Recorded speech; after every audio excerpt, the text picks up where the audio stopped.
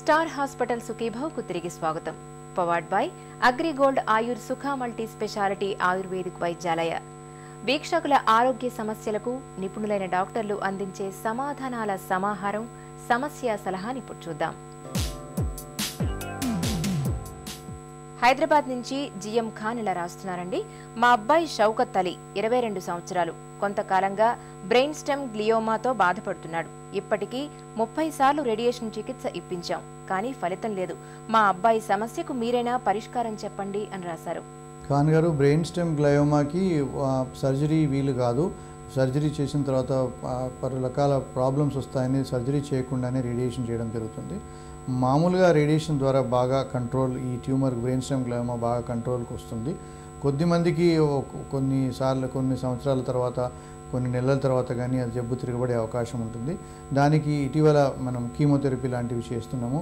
Chemotherapy ద్వారా కూడా మరి కొన్ని రోజులు, కొన్ని నెలలు, కొన్ని సంవత్సరాలు మనం ఇది కంట్రోల్ చేయడానికి వీలవుతుంది. అనంతపురం జిల్లా ధర్మవరం నుంచి శ్రీనివాసులు ఇలా రాస్తున్నారండి. కొంతకాలంగా నేను ఎటికాడ్, ఎకోస్ప్రిన్ మాత్రలు వాడుతున్నాను. ఊపిరి బిగబట్టినప్పుడు గుండె చాలా వేగంగా కొట్టుకుంటోంది. ఇది ఏమైనా గుండె జబ్బా? పరీక్షలు ఏమైనా చేయించుకోవాలా చెప్పండి అని రాశారు.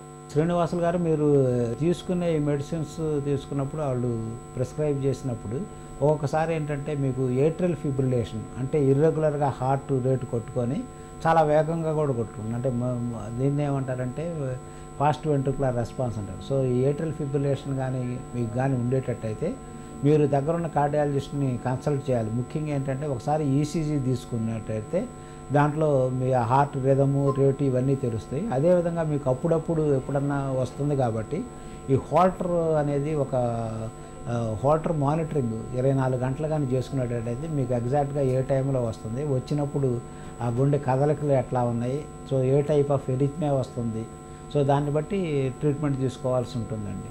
ఈ రోజు ఎపిసోడ్ ముగించబోయే ముందు స్టార్ హాస్పిటల్ సమర్పించు ఒక చిన్ని చిట్కా మీకోసం.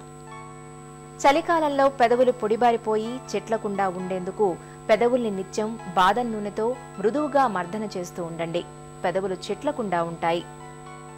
మీకు ఏమైనా ఆరోగ్య సమస్యలు ఉంటే వెంటనే మాకు రాయండి. మా చిరునామా Sukhibhava, ETV 2, Ramoji film city, Hyderabad 501512 లేదా sukhibhava@etv.co.in కు మెయిల్ చేయండి.